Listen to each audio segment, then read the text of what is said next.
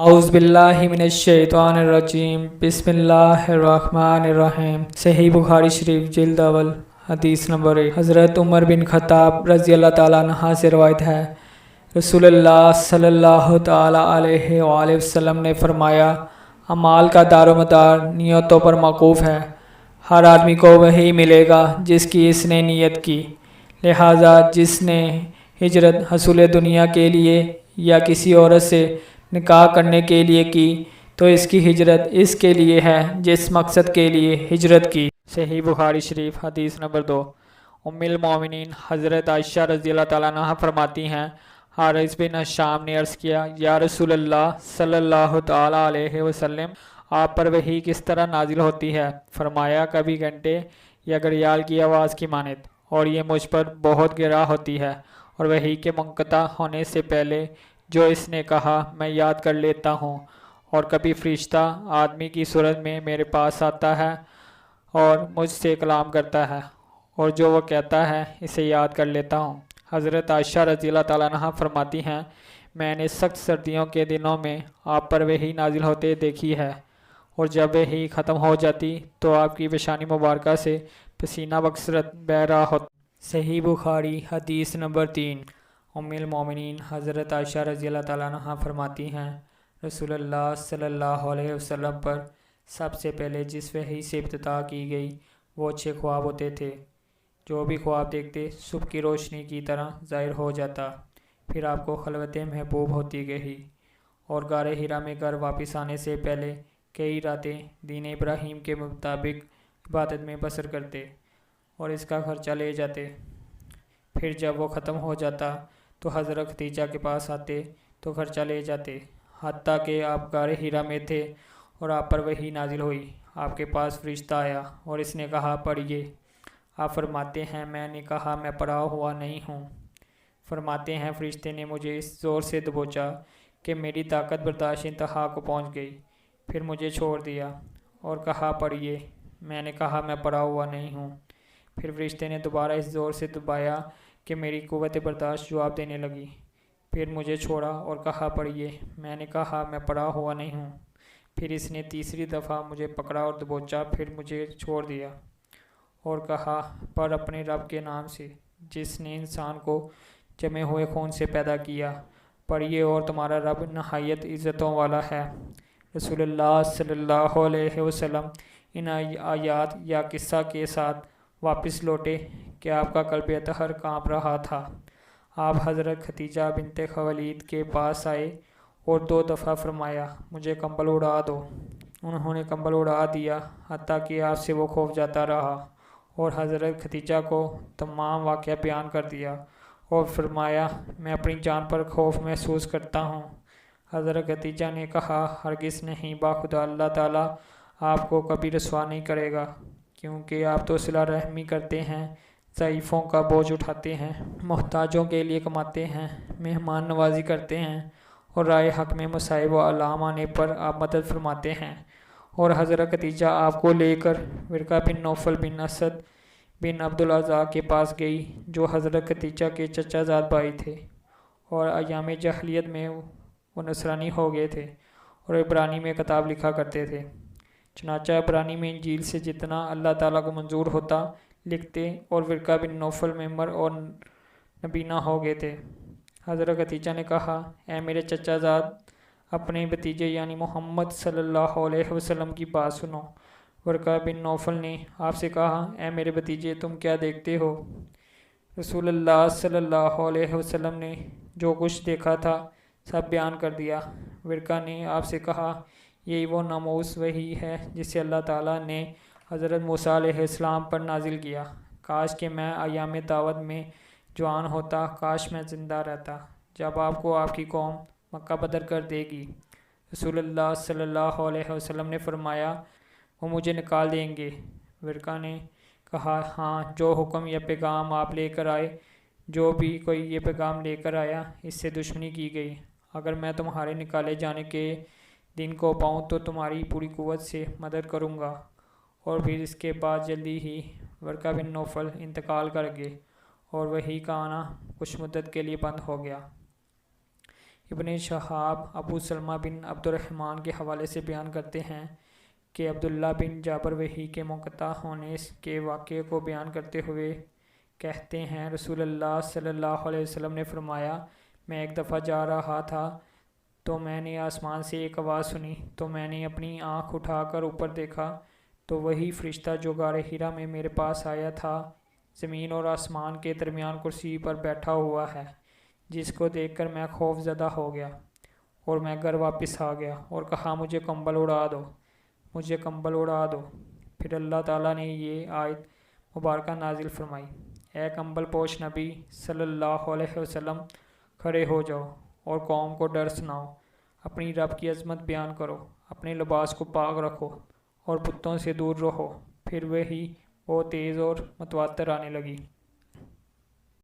سعید بن جبیر حضرت عبداللہ بن عباس رضی اللہ تعالیٰ عنہ سے راوی حضرت ابن عباس اللہ عز و جل کے اس قول وحی کے یاد کرنے کی جلدی میں قرآن کے ساتھ اپنی زبان کو حرکت نہ دو کے متعلق فرماتے ہیں کہ رسول اللہ صلی اللہ علیہ وسلم نزول قرآن کے وقت سخت مشقت اٹھاتے تھے، اور اس مشقت میں سے یہ بھی تھا کہ آپ کے لبان مبارک حرکت کرتے رہتے تھے۔ حضرت ابن عباس رضی اللہ تعالیٰ عنہ نے فرمایا، اے سعید، میں تجھے ایسے ہونٹ ہلا کر دکھاتا ہوں جس طرح رسول اللہ صلی اللہ علیہ وسلم اپنے ہونٹ مبارک کو ہلاتے تھے۔ اور سعید بن جبیر کہتے ہیں کہ میں ایسے ہونٹ ہلا کر دکھاتا ہوں جس طرح عبداللہ بن عباس نے اپنے دونوں ہونٹ ہلا کر دکھائے، تو اللہ تعالیٰ نے یہ آیت نازل فرمائی، یا رسول اللہ صلی اللہ علیہ وسلم، وحی کے یاد کرنے کی جلدی میں اپنے لبوں کو زیادہ حرکت نہ دیا کرو، بے شک اس کا جمع کرنا اور پڑھانا ہمارے ذمہ ہے۔ حضرت ابن عباس کہتے ہیں، تمہارے سینے میں قرآن کا محفوظ کر دینا اور اس کو تمہارا پڑھنا، پھر جب ہم پڑھ لیں تو پڑھے ہوئے کی پیروی کرو۔ ابن عباس کہتے ہیں، یعنی قرآن کو سنو اور چپ رہو، پھر ان کی باریکیوں کا ظاہر کرنا بھی بلا شک ہمارے ذمہ ہے، پھر بلا شبہ ہماری ذمہ داری ہے کہ تم اس کو پڑھو۔ اس کے بعد رسول اللہ صلی اللہ علیہ وسلم جب بھی حضرت جبرائیل آپ کے پاس آئے، آپ نہایت توجہ سے سماعت فرماتے، اور جب جبرائیل چلے جاتے تو نبی اکرم صلی اللہ علیہ وسلم اس کو ایسے پڑھتے جس طرح حضرت جبرائیل نے اس کو پڑھا تھا۔ صحیح بخاری حدیث نمبر 5۔ حضرت عبداللہ بن عباس رضی اللہ تعالیٰ عنہ فرماتے ہیں، رسول اللہ صلی اللہ تعالیٰ علیہ وسلم تمام لوگوں سے سخی تھے، اور ماہ رمضان میں جب حضرت جبرائیل سے ملاقات ہوتی تو غیر معمولی سخی ہوتے، اور جبرائیل ماہ رمضان میں ہر رات آپ سے ملاقات کرتے اور قرآن مقدس کا دور کرتے، اور رسول اللہ صلی اللہ تعالیٰ علیہ وسلم بلائی میں تیز آواز سے بھی زیادہ سخی تھے۔ صحیح بخاری شریف حدیث نمبر 6۔ عبید اللہ بن عبداللہ راوی ہیں کہ حضرت عبداللہ بن عباس کو ابو سفیان نے بتایا کہ ہرقل نے ان کے پاس ایک آدمی بھیجا، جبکہ وہ قریش کی ایک جماعت میں شریک تھے، اور وہ لوگ تاجروں کی حیثیت میں ملک شام گئے ہوئے تھے۔ یہ بات اس زمانے کی ہے جس زمانے میں رسول اللہ صلی اللہ علیہ وسلم نے ابو سفیان اور دیگر کفار قریش سے محدود مدت کے لیے معاہدہ کر رکھا تھا، یعنی صلح حدیبیہ کا زمانہ۔ ہرقل کے آدمی بھیجنے پر قریش کی سب جماعت ہرقل کے پاس آ گئی۔ ہرقل بمائے صحابہ اہلیہ میں تھا اور ان کو اپنے دربار میں بلا بھیجا، اور اس کے ارد گرد روم کے سردار موجود تھے۔ پھر ان کو اپنے قریب بلایا اور ترجمان کو بھی بلا لیا۔ ہرقل بزبان ترجمان قریش سے مخاطب ہوتے ہوئے، تم میں سے نسب کے اعتبار سے اس آدمی کے زیادہ قریب کون ہے جو اپنے آپ کو نبی گمان کرتا ہے؟ ابو سفیان کہتے ہیں، میں نے کہا اس کا قریب ترین رشتہ دار میں ہوں۔ ہرقل نے کہا، ابو سفیان کو میرے قریب کر دو اور اس کے ساتھیوں کو بھی ان کے قریب ہی رکھو، اور ان کو ابو سفیان کی پیٹھ کے پیچھے رکھو۔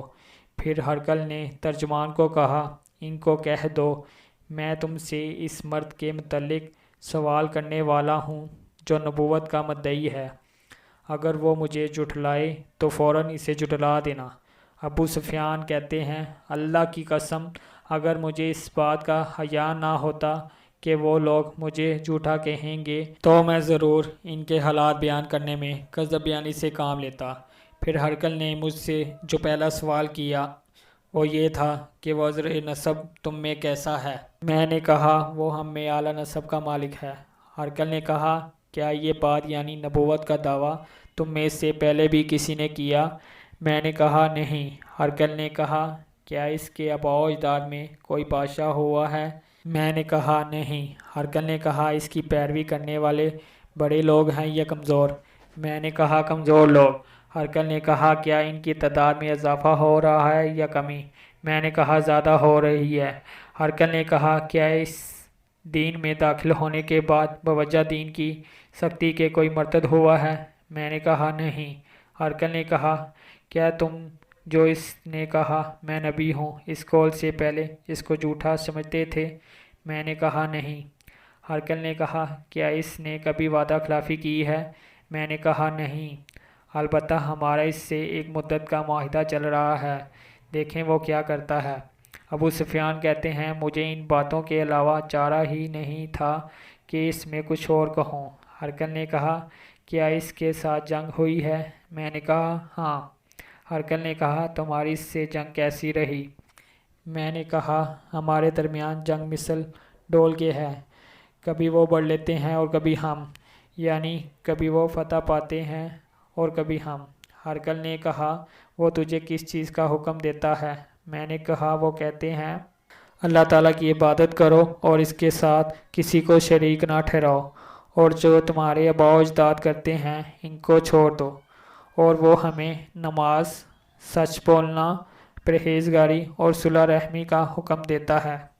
اس کے بعد ہرقل نے ترجمان کو کہا ابو سفیان کو کہو میں نے تم سے اس کے نسب کے متعلق پوچھا، تو نے اسے شریف النسب بتایا، اور اسی طرح انبیاء رسول بھی اپنی قوم میں عالی نسب مبعوث ہوا کرتے ہیں۔ میں نے تم سے پوچھا کیا تم میں سے اس سے پہلے کسی نے یہ بات کہی ہے یعنی دعویٰ نبوت؟ تو نے بتایا نہیں۔ میں نے دل ہی دل میں کہا اگر اس سے پہلے کوئی ایسا دعویٰ کر چکا ہو تو میں سمجھتا یہ ایک شخص ہے جو اس بات کی محض نقل کرتا ہے جو اس سے پہلے کہی جا چکی ہے۔ اور میں نے تم سے سوال کیا کیا اس کے آباء و اجداد میں کوئی بادشاہ گزرا ہے؟ تو نے بتایا نہیں۔ تو میں نے اپنے دل میں کہا کہ اگر اس کے آباء و اجداد میں سے کوئی بادشاہ گزرا ہے تو میں جواباً یہ کہہ دوں گا کہ وہ اپنے آباء و اجداد کی بادشاہت حاصل کرنا چاہتا ہے۔ میں نے تجھ سے پوچھا کیا اس بات دعویٰ نبوت کے کہنے سے پہلے تم نے اس کو جھوٹ بولتے دیکھا ہے؟ تو نے بتایا نہیں۔ میں نے پہچانا کوئی بھی ایسا شخص نہیں ہو سکتا جو لوگوں پر جھوٹ تو نہ بولے لیکن اللہ تعالیٰ پر جھوٹ باندھے۔ میں نے تجھ سے پوچھا کیا اس کی تابعداری کرنے والے بڑے لوگ ہیں یا کمزور لوگ؟ تو نے بتایا کمزور لوگ۔ در حقیقت انبیاء کی پیروی کرنے والے ضعیف لوگ ہی ہوتے ہیں۔ میں نے تجھ سے پوچھا کیا ان میں اضافہ ہو رہا ہے یا کمی؟ تو نے بتایا دن بدن ان کے پیروکاروں میں اضافہ ہو رہا ہے، دراصل تکمیل ایمان کی یہی شان ہے۔ میں نے تجھ سے پوچھا کیا اس دین میں داخل ہونے کے بعد بوجہ دین کی سختی کے کوئی اس دین سے منحرف ہوا ہے؟ تو نے بتایا نہیں، ایمان کی یہی شان ہے جب وہ دلوں کی مسرتوں میں جذب ہو جاتا ہے۔ میں نے تجھ سے پوچھا کیا وہ وعدہ خلافی کرتا ہے؟ تو نے بتایا نہیں، واقعی انبیاء کرام کی شان یہی ہے کہ وہ وعدہ خلافی نہیں کرتے۔ میں نے تجھ سے سوال کیا وہ تمہیں کس کا حکم دیتا ہے؟ تو نے بتایا وہ اللہ کی عبادت اور اس کے ساتھ شریک نہ ٹھہرانے کا حکم دیتا ہے، وہ بتوں کی عبادت سے منع کرتا ہے اور نماز، راست بازی اور پرہیزگاری کا حکم دیتا ہے۔ ہرقل نے کہا اگر جو کچھ تو نے کہا سچ ہے تو وہ عنقریب اس جگہ کا مالک ہو جائے گا جس جگہ یہ میرے دونوں قدم ہے۔ مجھے پہلی کتابوں سے معلوم تھا کہ ایک نبی ظاہر ہونے والا ہے، لیکن یہ علم نہ تھا کہ وہ تم میں سے ظاہر ہوگا۔ اگر مجھے معلوم ہوتا کہ میں اس تک پہنچ سکوں گا تو ضرور ان سے ملاقات کرتا، اور اگر ان کے پاس ہوتا تو ضرور ان کے پاؤں دھو کر پیتا۔ پھر ہرقل نے وہ خط جو رسول اللہ صلی اللہ علیہ وسلم نے دحیہ کلبی کے ہاتھ امیر بصرہ کو بھیجا تھا اور امیر بصرہ سے ہرقل کے پاس آیا، اسے منگایا اور پڑھوایا۔ اس میں لکھا تھا اللہ کے نام سے شروع جو رحمان و رحیم ہے۔ یہ خط محمد صلی اللہ علیہ وسلم کی طرف سے ہے جو اللہ کے بندے اور رسول ہیں۔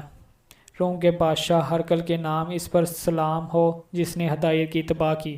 اس کے بعد تجھے اسلام کی دعوت دیتا ہوں، اگر اسلام لے آؤ گے سلامتی میں رہو گے اور اللہ تعالیٰ تجھے دگنا ثواب عطا فرمائے گا، اور اگر تو نے میری دعوت سے راز کیا تو پوری قوم کے ایمان نہ لانے کا گناہ تم پر ہوگا۔ اہل کتاب، ایسے کلمہ کی طرف آؤ جو ہمارے اور تمہارے درمیان مساوی ہے، وہ یہ کہ ہم اللہ کی عبادت کریں اور اس کے ساتھ کسی کو شریک نہ ٹھہرائیں، اور اللہ کے سوا ہم کسی کو رب نہ بنائیں۔ اللہ عز و جل کا فرمان ہے، اگر انہوں نے اسلام سے منہ پھیرا تو تم ان سے کہہ دو گواہ رہنا ہم اس کے فرمانبردار ہیں۔ ابو سفیان کہتے ہیں جب ہرقل نے جو کہنا تھا کہہ چکا اور خط پڑھنے سے فارغ ہو چکا تو اس کے پاس شور و گل زیادہ ہو گیا اور آوازیں بلند ہونے لگی اور ہمیں وہاں سے نکال دیا گیا۔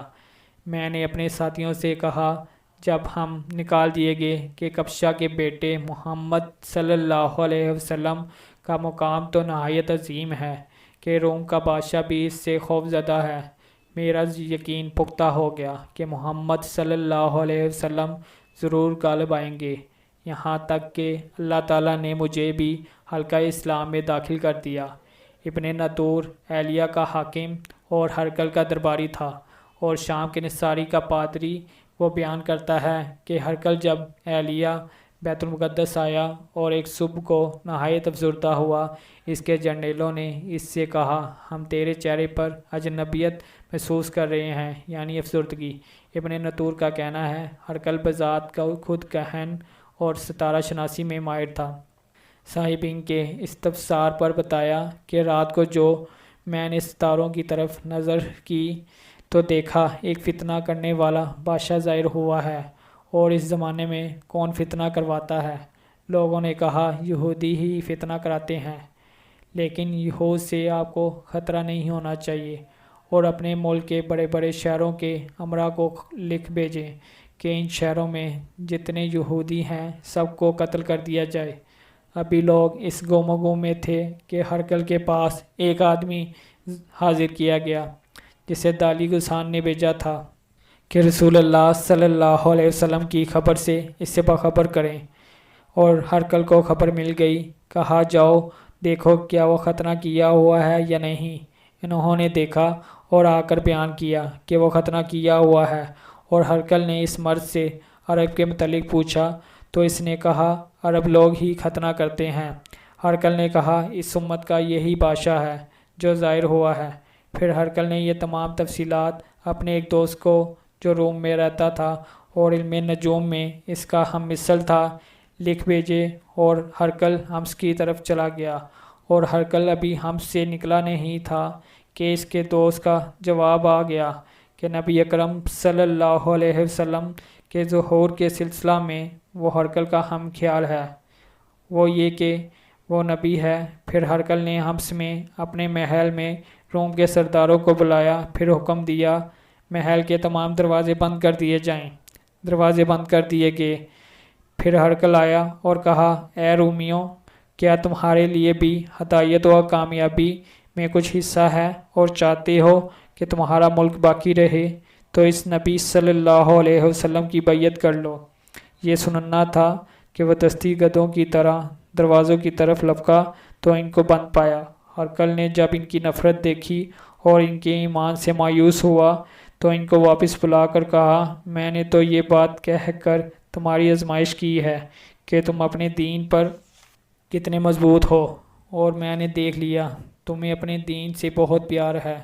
پھر انہوں نے ہرقل کو سجدہ کیا اور اس سے راضی ہوئے، اور ہرقل کی اس قصے کے متعلق کیا۔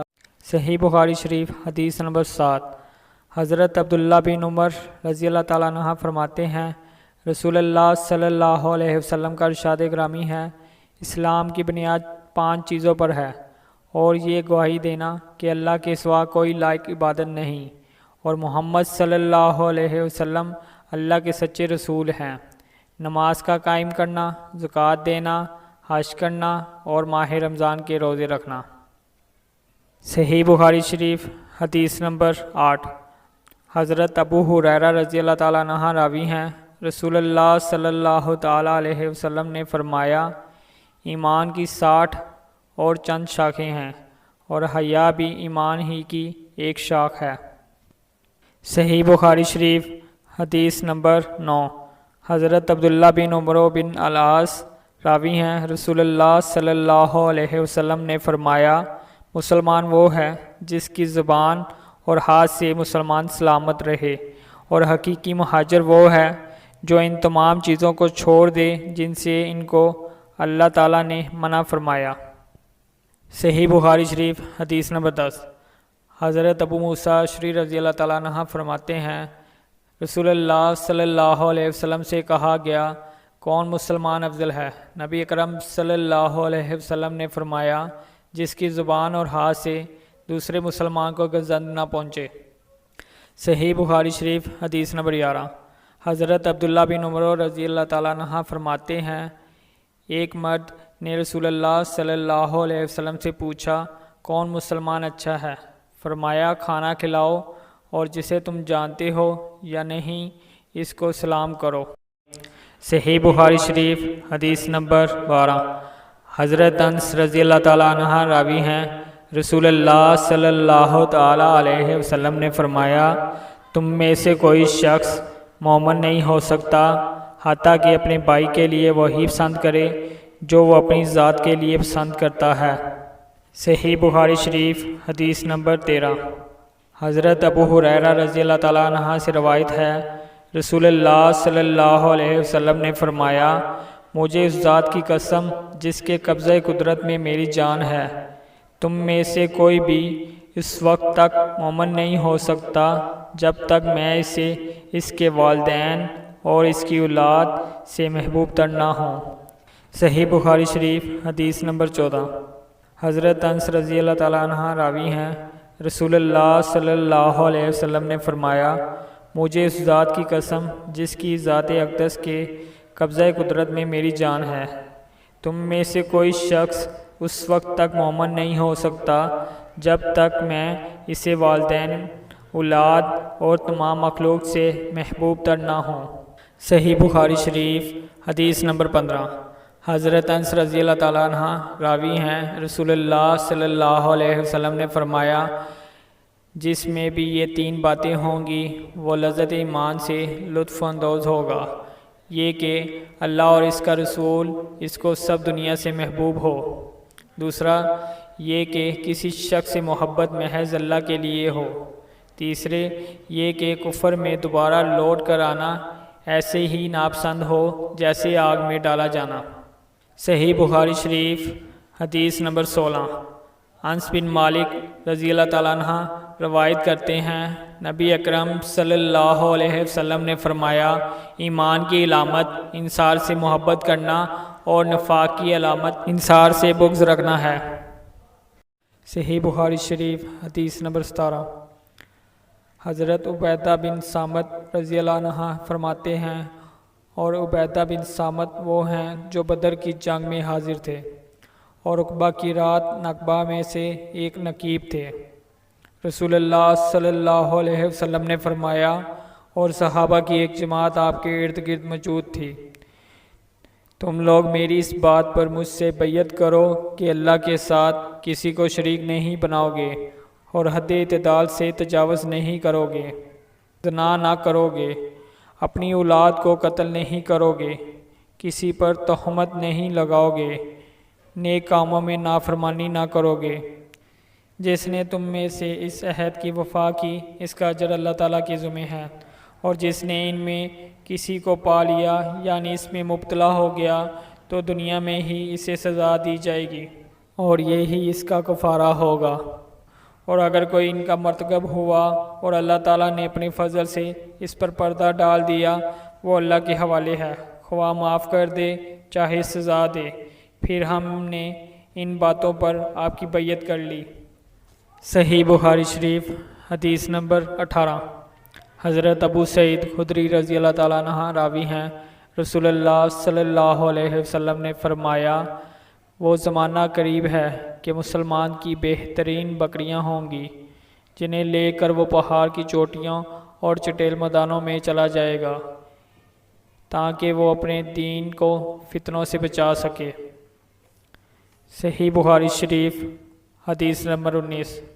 ام المومنین حضرت عائشہ صدیقہ رضی اللہ عنہا فرماتی ہیں، نبی اکرم صلی اللہ علیہ وسلم جب بھی کسی کام کا حکم دیتے تو ایسے اعمال کا حکم دیتے جن کی وہ طاقت رکھتے ہوں۔ صحابہ نے عرض کیا، یا رسول اللہ صلی اللہ علیہ وسلم، ہم آپ کی طرح نہیں، اللہ تعالیٰ نے آپ کی اگلی اور پچھلی لغزشیں معاف کر دیں۔ اس بات پر حضور صلی اللہ علیہ وسلم ناراض ہوئے، یہاں تک کہ اثار غضب آپ کے چہرہ اقدس سے عیاں تھے۔ پھر آپ نے فرمایا، تم سے زیادہ خدا ترس اور اس کا جاننے والا میں ہوں۔ صحیح بخاری شریف حدیث نمبر 20۔ حضرت انس رضی اللہ عنہ راوی ہیں، نبی اکرم صلی اللہ علیہ وسلم نے فرمایا، 3 باتیں جس میں ہوں وہ ایمان کی لذت حاصل کر لے گا۔ جس کو اللہ اور اس کا رسول دنیا مافیہ سے محبوب ہو، اور جو شخص کسی آدمی سے محض اللہ کے لیے محبت کرتا ہو، اور جو کفر میں دوبارہ واپس آنے کو ایسا برا سمجھے جیسے آگ میں ڈالے جانے کو برا سمجھتا ہو۔ صحیح بخاری شریف حدیث نمبر 21۔ حضرت ابو سعید خدری رضی اللہ عنہ راوی ہیں، نبی اکرم صلی اللہ علیہ وسلم نے فرمایا، جنتی جنت میں اور جہنمی جہنم میں چلے جائیں گے۔ پھر اللہ تعالیٰ فرمائے گا، جس کے دل میں رائی کے دانے کے برابر بھی ایمان ہے، اسے جہنم سے نکال لیا جائے۔ تو ایسے لوگوں کو جہنم سے نکال لیا جائے گا اور وہ جل کر سیاہ ہو چکے ہوں گے۔ پھر ان کو نہر حیا یا نہر حیات میں ڈال دیے جائیں گے۔ وہ اس طرح تر و تازہ ہو جائیں گے جیسے پانی کی روانی کی جانب دانہ تر و تازگی کے ساتھ اگتا ہے۔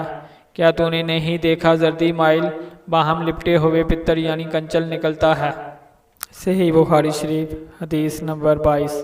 حضرت ابو سعید خدری رضی اللہ عنہ روایت کرتے ہیں، رسول اللہ صلی اللہ علیہ وسلم نے فرمایا، میں محض خواب تھا اور اسی حالت خواب میں نے دیکھا لوگوں کو مجھ پر پیش کیا جا رہا ہے اور ان پر کرتے ہیں، اور بعض کے کرتے سینے تک اور بعض کے تھوڑا نیچے۔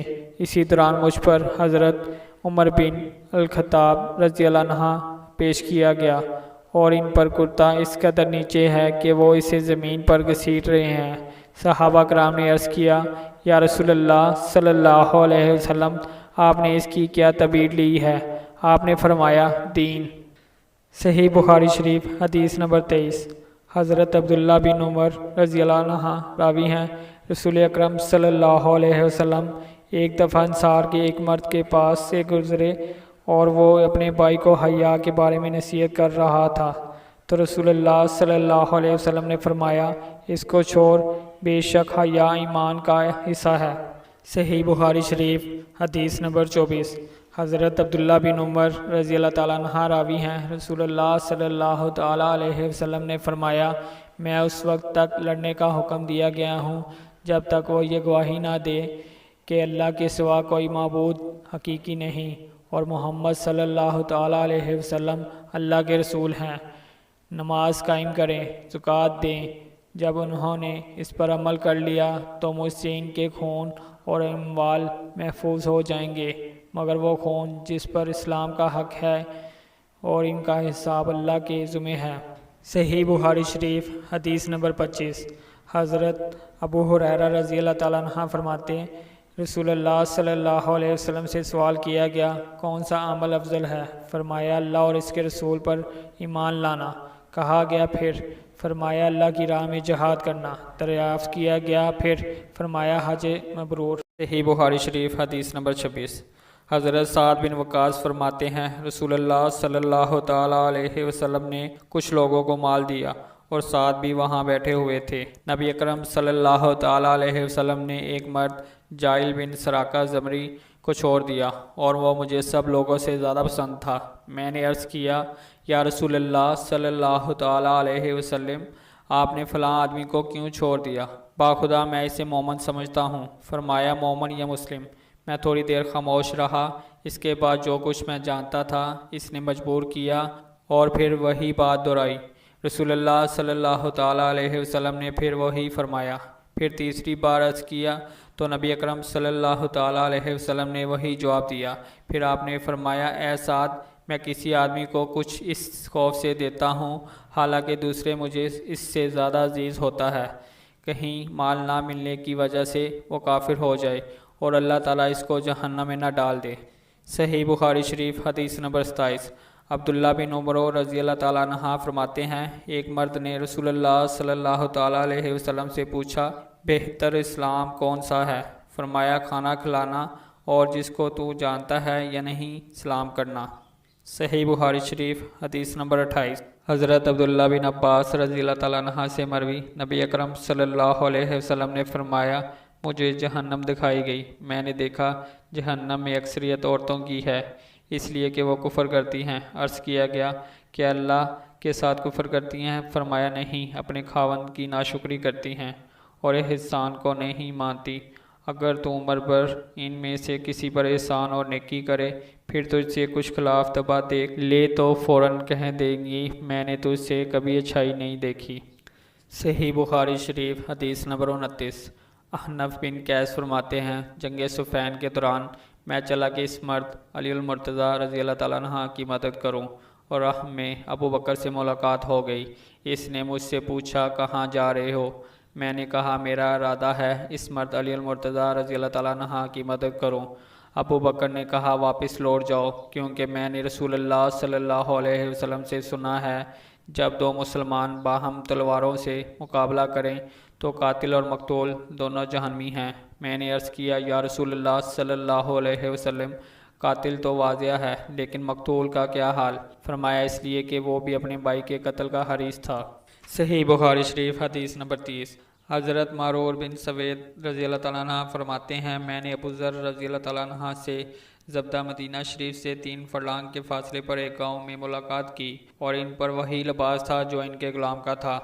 میں نے اس کا سبب پوچھا تو ابو ذر رضی اللہ تعالیٰ عنہ نے فرمایا، میں نے ایک دفعہ ایک آدمی حضرت بلال حبشی کو برا بلا کہا اور ماں کی نسبت اس کو آڑے دلائی، تو مجھے نبی اکرم صلی اللہ علیہ وسلم نے فرمایا، اے ابو ذر، تو نے اس کو اس کی ماں کی نسبت آڑے دلائی ہے، تو ایک ایسا شخص ہے جس میں ابھی تک جاہلیت کی عادتیں ہیں، تمہارے غلام تمہارے بھائی ہیں، اللہ نے انہیں تمہارا غلام بنایا، اور جس شخص کا بھائی اس کے ماتحت ہو اس کو وہ کھانا کھلائے جو وہ خود کھاتا ہے، اس کو وہ لباس پہنائے جو وہ خود پہنتا ہے، اور غلاموں کو ایسے کام کی تکلیف نہ دو جو ان کے لیے باعث مشقت ہوں، اور اگر ایسا کرو تو تم بھی ان کی مدد کرو۔ صحیح بخاری شریف حدیث نمبر 31۔ حضرت عبداللہ بن مسعود رضی اللہ تعالیٰ عنہ فرماتے ہیں، جب یہ آیت مبارکہ وہ جو ایمان لائے اور اپنے ایمان میں کسی ناحق کی آمیزش نہ کی، سورہ انعام آیت 82 نازل ہوئی تو اس صحابی رسول صلی اللہ علیہ وسلم نے عرض کیا، یا رسول اللہ صلی اللہ علیہ وسلم، ہم میں کون ایسا ہے جس نے ظلم نہ کیا ہو؟ تب اللہ عز و جل نے یہ آیت مبارکہ ترجمہ شرک ہی ظلم عظیم ہے نازل فرمائی۔ صحیح بخاری شریف حدیث نمبر 32۔ حضرت ابو ہریرہ رضی اللہ تعالیٰ عنہ راوی، نبی اکرم صلی اللہ تعالیٰ علیہ وسلم نے فرمایا، منافق کی 3 نشانیاں ہیں، اس سے مراد عملی منافق ہے نہ کہ اعتقادی۔ جب بات کرے جھوٹ بولے، جب وعدہ کرے تو خلاف ورزی کرے، اور جب اس کے پاس امانت رکھی جائے تو اس میں خیانت کرے۔ صحیح بخاری شریف حدیث نمبر 33۔ حضرت عبداللہ بن عمر رضی اللہ تعالیٰ عنہ راوی، رسول اللہ صلی اللہ تعالیٰ علیہ وسلم نے فرمایا، جس میں یہ 4 عادتیں ہوں گی وہ خالص منافق ہے، اور جس میں ان میں سے ایک عادت بھی ہوگی وہ بھی منافق ہے، حتیٰ کہ اس کو ترک نہ کر دے۔ جب امانت رکھی جائے تو خیانت کرے، اور جب بات کرے تو جھوٹی کرے، جب وعدہ کرے تو خلاف ورزی کرے، اور جب جھگڑا کرے تو حد سے گزر جائے۔ صحیح بخاری شریف حدیث نمبر 34۔ حضرت ابو ہریرہ رضی اللہ تعالیٰ عنہ راوی، رسول اللہ صلی اللہ تعالیٰ علیہ وسلم نے فرمایا، جو شخص یقین اور حصول ثواب کی نیت سے لیلۃ القدر کو قیام کرے، اس کے پہلے گناہ بخش دیے جائیں گے۔ صحیح بخاری شریف حدیث نمبر 35۔ حضرت ابو ہریرہ رضی اللہ تعالیٰ عنہ راوی، رسول اللہ صلی اللہ علیہ وسلم نے فرمایا، اللہ عز و جل اس شخص کو جو اللہ کی راہ میں جہاد کے لیے نکلے، مجھ پر کامل ایمان اور میرے رسول کی تصدیق ہی نے اسے جہاد کے لیے نکلنے پر آمادہ کیا ہو، اس کی حسن جزا کا وہ ذمہ لیتا ہے کہ یا تو میں اسے ثواب اور مال غنیمت کے ساتھ واپس لوٹاؤں گا، یا شہید ہو تو میں اس کو جنت میں داخل کروں گا۔ نبی اکرم صلی اللہ علیہ وسلم نے فرمایا، اگر یہ امر میری امت پر باعث مشقت زیادہ ہے نہ ہوتا تو کسی چھوٹے لشکر کے ساتھ جانے سے بھی پیچھے نہ رہتا، اس لیے کہ میں پسند کرتا ہوں کہ اللہ کی راہ میں شہید کیا جاؤں اور پھر زندہ کیا جاؤں، پھر شہید کیا جاؤں اور پھر زندہ کیا جاؤں اور پھر شہید کیا جاؤں۔ صحیح بخاری شریف حدیث نمبر 36۔ حضرت ابو ہریرہ رضی اللہ تعالیٰ عنہ راوی، رسول اللہ صلی اللہ تعالیٰ علیہ وسلم نے فرمایا، جس نے ماہ رمضان میں یقین کامل اور حصول ثواب کی نیت سے قیام کیا تو اس کے اگلے پچھلے گناہ بخش دیے جائیں گے۔ صحیح بخاری شریف حدیث نمبر 37۔ حضرت ابو ہریرہ رضی اللہ تعالیٰ عنہ روایت کرتے ہیں، رسول اللہ صلی اللہ تعالیٰ علیہ وسلم نے فرمایا، جو شخص یقین اور حصول ثواب کی نیت سے ماہ رمضان کے روزے رکھے تو اس کے اگلے گناہ معاف کر دیے جائیں گے۔ صحیح بخاری شریف حدیث نمبر 38۔ حضرت ابو ہریرہ رضی اللہ تعالیٰ عنہ راوی، نبی کریم صلی اللہ علیہ وسلم نے فرمایا، دین سہل اور آسان ہے، اور اگر کوئی بھی دین کو مشقت والا سمجھے گا تو دین اس پر غالب آ جائے گا۔ بس تم افراط و تفریط سے بچو اور قریب تر رہو، اور ہمیشہ عمل اگرچہ کم ہو اس کے ثواب پر خوش رہو۔ صبح و شام اور رات کے کچھ حصے کی عبادت گزاری سے قوت حاصل کرو۔ صحیح بخاری شریف حدیث نمبر 39۔ حضرت براء بن عازب رضی اللہ تعالیٰ عنہ سے روایت ہے، فرماتے ہیں، جب ہجرت کر کے رسول اللہ صلی اللہ علیہ وسلم مدینہ تشریف لائے تو اپنے ننھال کے ہاں فروگوش ہوئے جو انصار تھے، اور آپ نے بیت المقدس کی طرف منہ کر کے 16 یا 17 مہینے نماز ادا کی، اور آپ کو یہ پسند تھا کہ آپ کا قبلہ بیت اللہ ہو، اور پہلی نماز جو نبی اکرم صلی اللہ علیہ وسلم نے بما صحاب کعبہ کی طرف منہ کر کے پڑھی وہ نماز عصر تھی، اور ایک شخص عبادہ بن بشر جس نے آپ کے ساتھ نماز پڑھی وہ باہر نکلا، اور اس کا گزر کسی مسجد میں باجماعت نماز پڑھنے والوں کے پاس سے ہوا، اور وہ بیت المقدس کی طرف منہ کر کے نماز پڑھ رہے تھے۔ اس نے کہا، میں خدا کو گواہ بنا کر کہتا ہوں، میں نے ابھی رسول اللہ صلی اللہ علیہ وسلم کے ساتھ کعبہ کی طرف رخ کر کے نماز ادا کی ہے۔ وہ جس حالت میں تھے کعبہ کی طرف گھوم گئے۔ جب رسول اللہ صلی اللہ علیہ وسلم بیت المقدس کی طرف منہ کر کے نماز پڑھتے تھے تو یہودی اور دیگر اہل کتاب خوش تھے، اور جب آپ نے کعبہ کی طرف رخ انور پھیر لیا تو ان کو ناگوار گزرا۔ زہیر نے ابو اسحاق سے اور انہوں نے براء بن عازب سے اس حدیث کو اس طرح نقل کیا ہے کہ کچھ لوگ ایسے بھی تھے جو تحویل قبلہ سے قبلہ بیت المقدس کی طرف منہ کر کے نماز پڑھتے اور اسی حالت میں وہ وفات پا گئے۔ صحیح بخاری شریف حدیث نمبر 40۔ حضرت ابو ہریرہ رضی اللہ تعالیٰ عنہ راوی، رسول اللہ صلی اللہ علیہ وسلم نے فرمایا، جب تم میں سے کوئی حقیقی مسلمان بن جاتا ہے تو اس کے نامہ اعمال میں 10 گنا سے لے کر 700 گنا تک نیکیاں لکھ دی جاتی ہیں، اور جو وہ برائی کرتا ہے وہ اتنی ہی لکھی جاتی ہیں جتنی اس نے کی۔ صحیح بخاری شریف حدیث نمبر 41۔ حضرت عائشہ صدیقہ رضی اللہ تعالیٰ عنہا فرماتی ہیں، ایک دفعہ نبی اکرم صلی اللہ علیہ وسلم ان کے پاس تشریف لائے، اور ان کے پاس ایک عورت حولہ بنت طویل بیٹھی ہوئی تھی۔ آپ نے فرمایا، یہ کون ہے؟ حضرت عائشہ نے کہا، یہ فلانا ہے، اور حضرت عائشہ نے اس کی کثرت نماز کا تذکرہ شروع کر دیا۔ فرمایا، ٹھہرو، تم پر اتنا عمل لازم ہے جس کی تم طاقت رکھتی ہو۔ اللہ کی قسم، اللہ تعالیٰ ثواب دیتے ہوئے نہیں اکتائے گا یہاں تک کہ تم عبادت سے اکتا جاؤ گی، اور اللہ کے نزدیک وہ عمل پسندیدہ ہے جس کا کرنے والا اسے ہمیشہ کرے۔ صحیح بخاری شریف حدیث نمبر 42۔ حضرت انس رضی اللہ تعالیٰ عنہ راوی، نبی اکرم صلی اللہ علیہ وسلم نے فرمایا، جو لا الہ الا اللہ کہے اور اس کے دل میں جو کے وزن کے برابر بھی نیکی ہے، اس کو بھی دوزخ کی آگ سے نکال لیا جائے گا، اور جو شخص لا الہ الا اللہ کہے اور اس کے دل میں گیہوں کے دانے کے برابر بھی نیکی ہے، وہ بھی دوزخ سے نکال لیا جائے گا، اور جس کے دل میں ذرہ بھر بھی نیکی ہے، اس کو بھی جہنم سے نکال لیا جائے گا۔ صحیح بخاری شریف حدیث نمبر 43۔ حضرت عمر بن الخطاب رضی اللہ تعالیٰ عنہ فرماتے، یہود میں سے ایک مرد قابل حبار نے ان سے کہا، اے امیر المومنین، تمہاری کتاب میں ایک آیت ایسی ہے جس کو تم پڑھتے ہو، اگر وہ ہم پر نازل ہوتی تو ہم اس دن نزول کے دن کو بحیثیت عید مناتے۔ حضرت عمر فاروق رضی اللہ تعالیٰ عنہ نے فرمایا، وہ کون سی آیت ہے؟ اس نے کہا، ترجمہ، آج میں نے تمہارے لیے تمہارا دین کامل کر دیا اور تم پر اپنی نعمت پوری کر دی اور تمہارے لیے اسلام کو ذرائع دین پسند کیا۔ سورۃ مائدہ آیت نمبر 3۔ حضرت عمر فاروق رضی اللہ تعالیٰ عنہ نے فرمایا، ہم نے اس دن اور مکان کو جہاں یہ آیت نازل ہوئی پہچان لیا۔ آپ صلی اللہ علیہ وسلم نے اس دن عرفات میں مقیم تھے اور دن جمعہ کا تھا۔ صحیح بخاری شریف حدیث نمبر 44۔ طلحہ بن عبید اللہ رضی اللہ تعالیٰ عنہ فرماتے ہیں، اہل نجد سے ایک مرد سنہام بن سلبہ رسول اللہ صلی اللہ علیہ وسلم کی خدمت میں حاضر ہوا، جس کے بال پراگندہ تھے اور اس کی آواز کی گنگناہٹ تو ہم سن رہے تھے اور جو وہ کہہ رہا تھا ہم سمجھ نہیں رہے تھے، حتیٰ کہ آپ کے قریب ہوا اور وہ اسلام کے متعلق پوچھنے لگا۔ رسول اللہ صلی اللہ تعالیٰ علیہ وسلم نے فرمایا، دن رات میں 5 نمازیں ہیں۔ اس نے کہا، اس کے علاوہ بھی کچھ فرض ہے؟ فرمایا، نہیں، ہاں اگر نفل عبادت کر لو۔ رسول اللہ صلی اللہ تعالیٰ علیہ وسلم نے فرمایا، ماہ رمضان کے روزے؟ تو اس نے عرض کیا، اس کے سوا بھی کچھ مجھ پر فرض ہے؟ فرمایا، نہیں، ہاں اگر تو نفلی روزہ رکھ لے۔ اور پھر رسول اللہ صلی اللہ تعالیٰ علیہ وسلم نے اس کو زکوٰۃ کے متعلق بتایا۔ عرض کیا، اس کے علاوہ بھی مجھ پر کوئی صدقہ واجب ہے؟ فرمایا، نہیں، ہاں اگر تو چاہے تو نفلی صدقہ کرو۔ پھر وہ شخص یہ کہتا ہوا واپس چل دیا کہ اللہ کی قسم، نہ اس پر زیادہ کروں اور نہ کم۔ رسول اللہ صلی اللہ تعالیٰ علیہ وسلم نے یہ بات سنی اور فرمایا، اگر یہ اس بات میں سچا ہے تو کامیابی پا گیا۔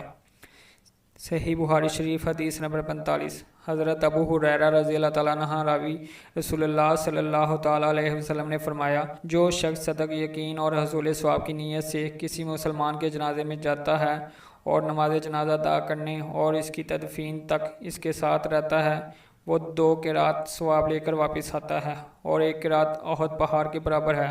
اور جو شخص نماز پڑھ کر تدفین سے پہلے واپس چلا آیا، وہ 1 قرات ثواب کا مستحق ہو کر واپس آیا۔ صحیح بخاری شریف حدیث نمبر 46۔ زبید بن حارث الیامی کہتے ہیں، میں نے ابو وائل سے فرقہ مرحبہ کے عقائد کے متعلق پوچھا تو آپ نے فرمایا، مجھے عبداللہ بن مسعود رضی اللہ تعالیٰ عنہ نے بتایا، نبی اکرم صلی اللہ علیہ وسلم نے فرمایا، مسلمان پر عیب لگانا فسق اور اس سے لڑنا کفر ہے۔ صحیح بخاری حدیث نمبر 47۔ حضرت انس بن مالک رضی اللہ تعالیٰ عنہ کہتے ہیں، مجھے عبیدہ بن صامت رضی اللہ تعالیٰ عنہ نے بتایا، ایک دن رسول اللہ صلی اللہ علیہ وسلم لوگوں کو لیلۃ القدر کے تعین کے بارے میں مطلع کرنے کی غرض سے نکلے۔ دیکھا کہ 2 مسلمان عبداللہ بن ابی حضرت اور کعب بن مالک باہم جھگڑ رہے ہیں، تو آپ نے فرمایا، میں اس لیے نکلا تھا کہ تمہیں لیلۃ القدر کے تعین کے متعلق بتاؤں، اور دیکھا کہ فلاں بن فلاں باہم جھگڑا کر رہے ہیں، اسی وجہ سے اس کے تعین کو اٹھا لیا گیا، اور شاید کہ تمہارے لیے یہی بہتر ہو اور لیلۃ القدر کو ماہ رمضان کی 27ویں، 29ویں، 25ویں رات میں تلاش کرو۔ صحیح بخاری شریف حدیث نمبر 48۔ حضرت ابو ہریرہ رضی اللہ تعالیٰ عنہ روایت کرتے ہیں کہ نبی اکرم صلی اللہ علیہ وسلم اچانک ایک دن لوگوں کے پاس تشریف لائے اور آپ کی خدمت میں ایک فرشتہ بصورت مرد حاضر ہوا اور کہا، متعلقات ایمان کیا ہے؟ فرمایا، ایمان یہ ہے تم اللہ اور اس کے فرشتے اور آخرت میں اللہ کی ملاقات اور اس کے رسولوں اور موت کے بعد بعث پر ایمان لے آؤ۔ اس نے پوچھا، اسلام کیا ہے؟ فرمایا، اسلام یہ ہے کہ تم اللہ کی عبادت کرو اور اس کا شریک نہ بناؤ، نماز قائم کرو اور زکوٰۃ جو فرض کی گئی ہے ادا کرو، اور ماہ رمضان کے روزے رکھو۔ اس نے کہا، احسان کیا ہے؟ فرمایا، اللہ کی تم عبادت اس طرح کرو کہ تم اس کو دیکھ رہے ہو، اور اگر تم اس کو نہیں دیکھ رہے ہو تو یقین محکم رکھو وہ تم کو دیکھ رہا ہے۔ اس نے کہا، قیامت کب ہے؟ یعنی وقت قیامت۔ فرمایا، جس سے پوچھا جا رہا ہے وہ پوچھنے والے سے زیادہ علم نہیں رکھتا، ہاں ان کی علامات تجھے بتا دیتا ہوں۔ وہ یہ ہیں، جب لونڈی مالک کو جنم دے گی اور سیاہ اونٹوں کے چرواہے بلند و بالا عمارتوں پر باہم فخر کریں گے۔ ہاں، قیامت کا علم 5 چیزوں میں شمار کیا گیا ہے جنہیں خدا کے سوا کوئی نہیں جانتا۔ پھر نبی اکرم صلی اللہ علیہ وسلم نے یہ آیت مبارکہ تلاوت فرمائی، ترجمہ: بے شک اللہ کے پاس ہے قیامت کا علم۔ آخر آیت تک۔ سورہ لقمان آیت 34۔ پھر وہ شخص واپس لوٹا تو آپ نے صحابہ کرام سے فرمایا، اسے واپس بلاؤ۔ آپ نے فرمایا، یہ جبرائیل تھے، اس لیے آئے کہ لوگوں کو ان کا دین سکھائیں۔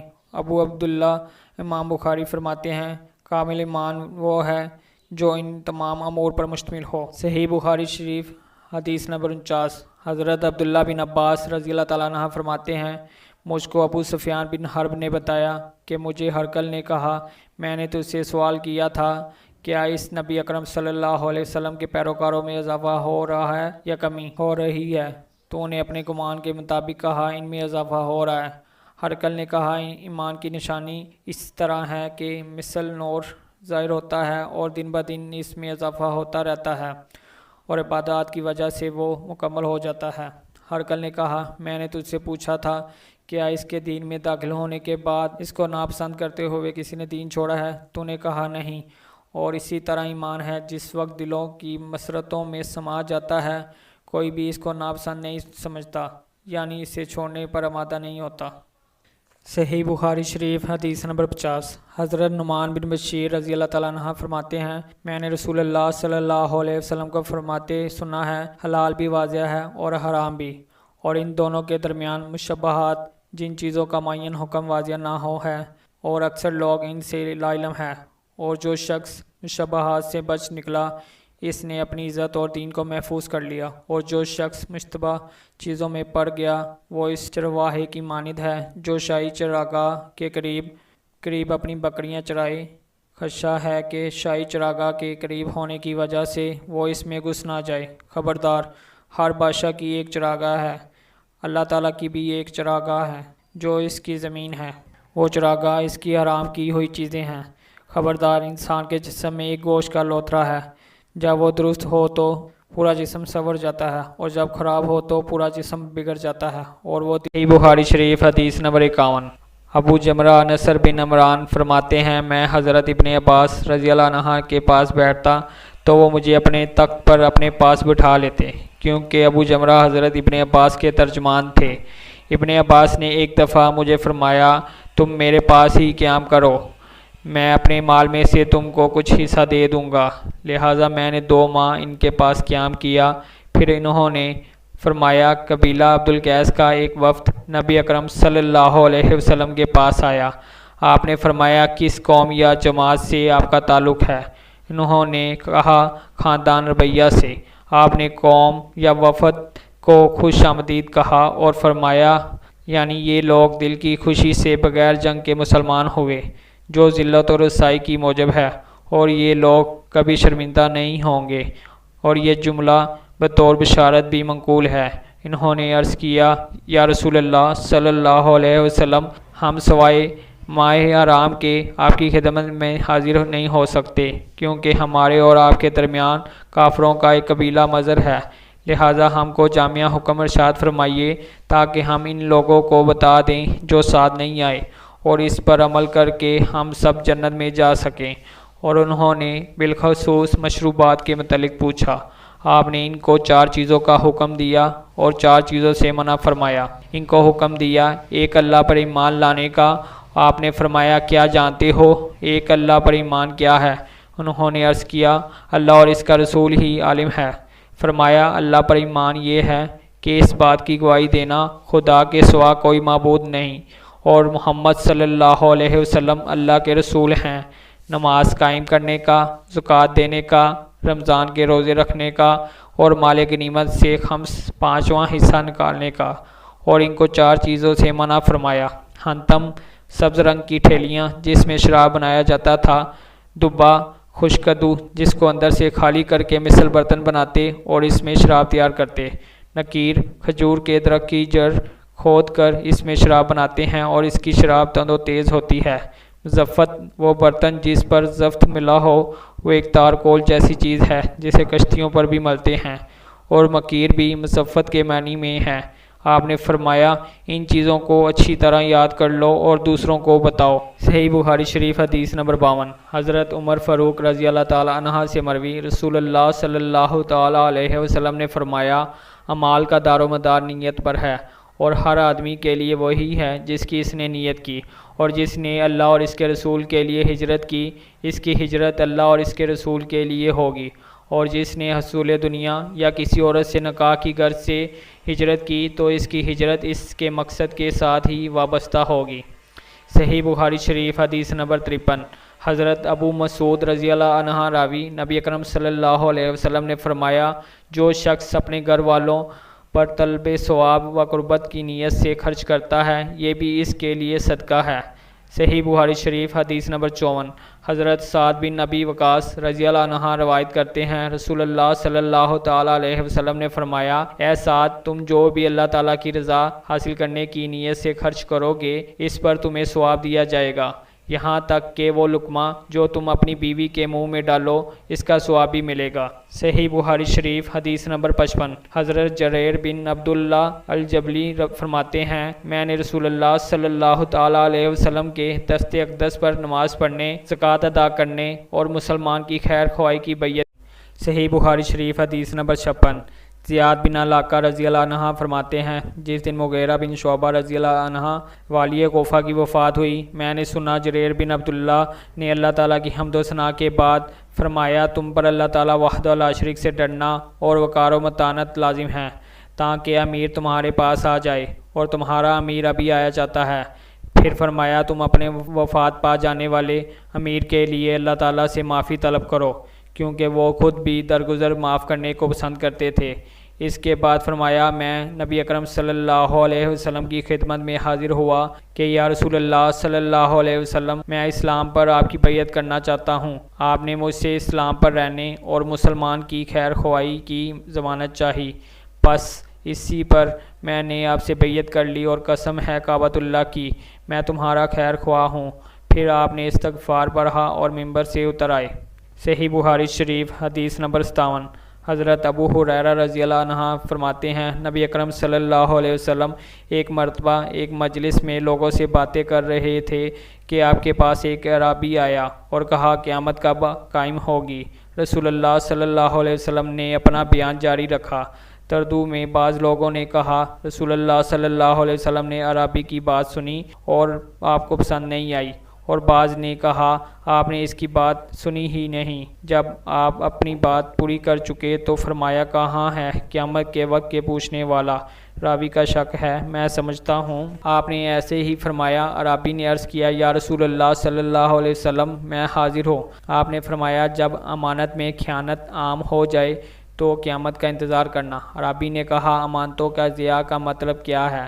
فرمایا، جب دینی امور مثلاً خلافت، قضاء، افتاء اور امانات وغیرہ نااہل کے حوالے کر دیے جائیں گے تو قیامت کا انتظار کرو۔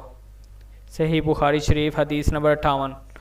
عبداللہ بن عمر رضی اللہ تعالیٰ عنہ فرماتے ہیں، ایک سفر میں جو ہم نے اکٹھے کیا تھا، رسول اللہ صلی اللہ علیہ وسلم ہم سے پیچھے رہ گئے اور ہمارے پاس اس وقت پہنچے جب نماز کا وقت تنگ ہو رہا تھا اور ہم وضو کر رہے تھے۔ اسی جلدی میں ہم نے اپنے پاؤں پر مسح کرنا شروع کر دیا۔ آپ نے بآواز بلند 2-3 مرتبہ فرمایا، ایڑیوں کے لیے جہنم کی آگ کا سخت عذاب ہے۔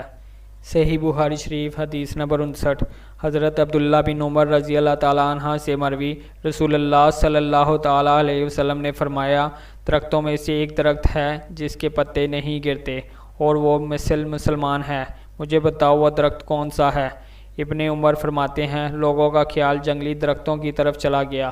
حضرت عبداللہ بن عمر کہتے ہیں، میرے دل میں خیال آیا کہ وہ کھجور کا درخت ہے، مگر میں شرما گیا۔ پھر صحابہ کرام نے عرض کیا، یا رسول اللہ صلی اللہ تعالیٰ علیہ وسلم، بتائیے وہ درخت کون سا ہے؟ فرمایا، کھجور۔ صحیح بخاری شریف حدیث نمبر 60۔ حضرت عبداللہ بن عمر رضی اللہ تعالیٰ عنہ راوی ہیں کہ نبی اکرم صلی اللہ علیہ وسلم نے فرمایا، بے شک درختوں میں سے ایک ایسا درخت ہے جس کے پتے نہیں گرتے اور وہ کثرت خیر میں مسلمان کی مانند ہے، مجھے بتاؤ وہ درخت کون سا ہے؟ عبداللہ بن عمر کہتے ہیں، لوگوں کا خیال جنگلی درختوں کی طرف چلا گیا۔ ابن عمر کہتے ہیں، اس درخت کا خیال میرے ذہن میں آ گیا، لیکن بزرگوں کے احترام کی وجہ سے مجھے بتانے سے حیا آ گئی۔ پھر صحابہ کرام عرض گزار ہوئے، یا رسول اللہ صلی اللہ علیہ وسلم، ہمیں بتائیے وہ درخت کون سا ہے؟ فرمایا، کھجور کا درخت ہے۔ صحیح بخاری شریف حدیث نمبر 61۔ حضرت حسن بصری فرماتے ہیں عالم کے سامنے پڑھنے میں کوئی حرج نہیں۔ عبید اللہ بن موسیٰ نے سفیان ثوری سے روایت کیا، سفیان فرماتے ہیں جب کسی نے محدث کے سامنے پڑھا ہوا اور وہ کہے کہ مجھے فلاں نے حدیث بیان کی، اس میں کوئی حرج نہیں۔ محمد بن سلام کا کہنا ہے میں نے ابو عاصم سے سنا، وہ فرماتے ہیں امام مالک اور سفیان ثوری کے نزدیک عالم کے سامنے پڑھنا یا اس کا خود پڑھنا برابر ہے۔ صحیح بخاری شریف حدیث نمبر 62۔ حضرت انس بن مالک رضی اللہ عنہ فرماتے ہیں ہم مسجد میں نبی اکرم صلی اللہ علیہ وسلم کے ساتھ بیٹھے ہوئے تھے، ایک اونٹ سوار آدمی آیا، مسجد کی ایک سمت اونٹ کو بٹھایا اور وہیں باندھ دیا۔ پھر اس نے کہا تم میں سے محمد صلی اللہ علیہ وسلم کون ہے؟ حالانکہ نبی اکرم صلی اللہ علیہ وسلم ہمارے درمیان تکیہ لگائے تشریف فرما تھے۔ ہم نے کہا تکیہ لگائے سمیم بدن شخص محمد صلی اللہ علیہ وسلم ہے۔ اس نے کہا اے عبد المطلب کے بیٹے، آپ نے فرمایا میں نے سن لیا، جو کہنا ہے کہو۔ اس نے کہا مسئلہ پوچھنے میں ذرا سختی کروں گا، آپ اس کو محسوس نہ فرمائیے۔ آپ نے فرمایا جو تمہارے دل میں آئے کہو۔ اس نے کہا تمہارے اور تم سے جو لوگ پہلے گزرے ان کے رب کی قسم کیا اللہ تعالیٰ نے آپ کو مبعوث فرمایا ہے؟ فرمایا ہاں، میرے اللہ نے مجھے مبعوث فرمایا۔ پھر اس نے کہا تجھے اللہ کی قسم دیتا ہوں کیا اللہ تعالیٰ نے آپ کو دن اور رات میں ہمیں 5 نمازیں پڑھنے کا حکم دیا ہے؟ فرمایا ہاں، میرے اللہ نے حکم دیا ہے۔ اس نے کہا میں آپ کو اللہ کی قسم دے کر پوچھتا ہوں کیا اللہ تعالیٰ نے آپ کو حکم دیا ہے کہ سال میں ماہ رمضان کے ہم روزے رکھیں؟ فرمایا ہاں، میرے اللہ نے حکم دیا ہے۔ اس نے کہا تجھے اللہ کی قسم کیا آپ کو اللہ تعالیٰ نے حکم دیا ہے کہ ہم اغنیا سے صدقہ لے کر محتاجوں میں تقسیم کریں؟ فرمایا ہاں۔ اس نے کہا جو آپ لے کر آئے میں اس پر ایمان لایا، میں اپنی قوم کا بھیجا ہوا ہوں جو میرے پیچھے ہیں۔ صحیح بخاری شریف حدیث نمبر 63۔ حضرت انس رضی اللہ عنہ روایت کرتے ہیں کہ ہمیں تو عذر و قرآن مجید حضور سے مسائل دریافت کرنا منع کر دیا گیا تھا، بنابر ہماری خواہش ہوتی تھی کہ کوئی عربی آئے اور کچھ پوچھے اور ہم سنتے رہیں۔ ایک دن ایک آدمی آیا، وہ بولا ہمارے پاس آپ کا قاصد پہنچا، اس نے ہمیں بتایا کہ آپ کہتے ہیں اللہ نے مجھے رسول بنایا۔ آپ نے فرمایا اس نے صحیح کہا۔ وہ بولا آسمان کس نے بنایا؟ آپ نے فرمایا اللہ تعالیٰ نے۔ اس نے کہا زمین کس نے بنائی اور پہاڑ کس نے بنائے؟ فرمایا اللہ تعالیٰ نے۔ وہ کہنے لگا پہاڑوں میں فائدہ کس نے رکھا؟ فرمایا اللہ تعالیٰ نے۔ تب اس نے کہا آپ کو قسم اس ذات کی جس نے آسمان، زمین اور پہاڑ بنائے، کیا اللہ نے آپ کو پیغمبر بنایا؟ آپ نے فرمایا ہاں۔ اس نے کہا آپ کے ایلچی نے ہمیں بتایا تھا کہ ہم پر 5 نمازیں فرض ہیں اور ہمارے مالوں میں زکوٰۃ ہے۔ آپ نے فرمایا اس نے صحیح کہا۔ اس نے کہا آپ اس کو اس کی قسم جس نے آپ کو نبی بنایا، واقعی اللہ نے آپ کو اس کا حکم دیا ہے؟ فرمایا ہاں۔ اس نے کہا مجھے اس کی قسم جس نے آپ کو حق کے ساتھ بھیجا، میں ان باتوں میں نہ کچھ اضافہ کروں گا نہ کمی۔ رسول اللہ صلی اللہ علیہ وسلم نے فرمایا اگر یہ صحیح کہتا ہے تو بے شک جنت اس کا ٹھکانہ ہے۔ صحیح بخاری شریف حدیث نمبر 64۔ حضرت عبداللہ بن عباس رضی اللہ تعالیٰ عنہ فرماتے ہیں رسول اللہ صلی اللہ تعالیٰ علیہ وسلم نے ایک خط ایک آدمی عبداللہ بن خرافہ کو دیا کہ وہ بحرین کے حاکم منظر بن ساوی کو پہنچا دے۔ حاکم بحرین نے وہ خط کسریٰ کو بھیج دیا اور جب کسریٰ نے خط پڑھا تو اس کو پھاڑ ڈالا۔ حدیث کے راوی ابن شہاب کہتے ہیں میرے خیال میں حضرت سعید بن مسیب نے کہا رسول اللہ صلی اللہ تعالیٰ علیہ وسلم نے ان پر بددعا فرمائی کہ وہ مکمل ٹکڑے ٹکڑے کر دیے جائیں۔ صحیح بخاری شریف حدیث نمبر 65۔ حضرت انس بن مالک رضی اللہ عنہ نے فرمایا نبی اکرم صلی اللہ علیہ وسلم نے عجم یا روم کے بادشاہ کو خط لکھا یا لکھنا چاہا، راوی کا شک ہے تو آپ سے کہا گیا وہ لوگ وہی خط پڑھتے ہیں جس پر مہر لگی ہوئی، تو آپ نے چاندی کی ایک انگوٹھی بنوائی اور اس کا نقش تھا محمد رسول اللہ صلی اللہ علیہ وسلم۔ حضرت انس کہتے ہیں آپ کے دست مبارک میں اس انگوٹھی کی چمک آج بھی میرے سامنے ہے۔ شعبہ نے قتادہ سے کہا کس نے کہا ہے کہ آپ کی انگوٹھی کا نقش محمد رسول اللہ صلی اللہ علیہ وسلم تھا؟ تو قتادہ نے کہا حضرت انس کے۔ صحیح بخاری شریف حدیث نمبر 66۔ ابو واقد لیثی رضی اللہ عنہ راوی ہیں، رسول اللہ صلی اللہ تعالیٰ علیہ وسلم لوگوں کے ہمراہ مسجد میں تشریف فرما تھے تو 3 آدمی آئے۔ ان میں سے 2 آدمی نبی اکرم صلی اللہ تعالیٰ علیہ وسلم کی طرف آئے اور ایک واپس چلا گیا۔ ابو واقد لیثی کہتے ہیں وہ دونوں رسول اللہ صلی اللہ تعالیٰ علیہ وسلم کے پاس کھڑے ہو گئے۔ پھر ان میں سے ایک نے حلقہ میں ایک جگہ گنجائش دیکھی تو وہاں بیٹھ گیا، اور دوسرا مجلس کے آخر میں بیٹھ گیا، اور تیسرا واپس چلا گیا۔ جب رسول اللہ صلی اللہ تعالیٰ علیہ وسلم علم کی تعلیم سے فارغ ہوئے تو فرمایا کیا میں تمہیں ان 3 شخصوں کا حال بیان نہ کروں؟ ان میں سے ایک نے اللہ تعالیٰ سے بیٹھنے کی جگہ مانگی تو اللہ تعالیٰ نے اسے بیٹھنے کی جگہ عطا کر دی، اور دوسرے نے لوگوں کو زحمت دینے سے حیا کی اور اللہ تعالیٰ نے اس پر رحمت فرمائی اور عتاب نہیں فرمایا، اور تیسرا اس نے منہ پھیرا، خدا نے بھی اس سے منہ پھیر لیا۔ صحیح بخاری شریف حدیث نمبر 67۔ حضرت ابو بکر رضی اللہ عنہ نے ایک بار نبی اکرم صلی اللہ علیہ وسلم کا ذکر کیا تو کہا نبی اکرم صلی اللہ علیہ وسلم اپنے اونٹ پر سوار تھے اور ایک آدمی، اس سے مراد خود ابو بکر ہیں، اونٹ کی نکیل تھامے ہوئے تھا۔ آپ نے فرمایا آج کون سا دن ہے؟ ہم خاموش رہے یہاں تک کہ ہمارا خیال تھا آپ اس کو کسی اور نام سے موسوم فرمائیں۔ فرمایا کیا آج قربانی کا دن نہیں؟ ہم نے عرض کیا ہاں۔ پھر فرمایا یہ کون سا مہینہ ہے؟ ہم چپ رہے حتیٰ کہ ہم نے خیال کیا آپ اس کا کوئی اور نام بتائیں گے۔ فرمایا کیا ماہ ذوالحج نہیں؟ ہم نے عرض کیا ہاں۔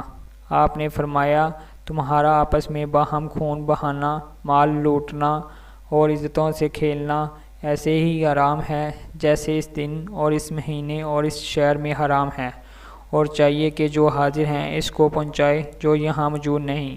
ہو سکتا ہے شاید کہ جس کو پہنچا رہا ہے وہ حاضر سے زیادہ یاد رکھنے والا ہو۔ صحیح بخاری شریف حدیث نمبر 68۔ حضرت عبداللہ بن مسعود فرماتے ہیں وہ ایام جن میں آپ وعظ و نصیحت فرماتے ان کے اوقات کی ہم پر نگاہ رکھتے، اور اس واسطے وعظ و نصیحت کی وجہ سے جو ہم پر مشقت طاری ہونے والی ہے ناپسند سمجھتے۔ صحیح بخاری شریف حدیث نمبر 69۔ حضرت انس رضی اللہ عنہ راوی، رسول اللہ صلی اللہ تعالیٰ علیہ وسلم نے فرمایا دین میں آسانی پیدا کرو، سختی نہ کرو، لوگوں کو خوشخبری سناؤ، انہیں متنفر نہ کرو۔ صحیح بخاری شریف حدیث نمبر 70۔ حضرت ابو وائل رضی اللہ عنہ فرماتے ہیں حضرت عبداللہ بن مسعود رضی اللہ عنہ لوگوں کو ہر جمعرات وعظ فرماتے۔ آپ سے ایک آدمی یزید بن معاویہ نخعی نے کہا اے ابو عبد الرحمن، باخدا میں چاہتا ہوں آپ روزانہ ہمیں وعظ و نصیحت فرمائیے۔ آپ نے فرمایا مجھے اس سے معنی یہ بات ہے کہ میں آپ کو ملال میں ڈالنا ناپسند سمجھتا ہوں، اور میں نے تمہارے وعظ و نصیحت کے لیے اس طرح دن مقرر کیے ہیں جیسے نبی اکرم صلی اللہ علیہ وسلم نے ہمارے لیے مقرر فرمائے تھے، اس خوف سے کہ ہم اکتا نہ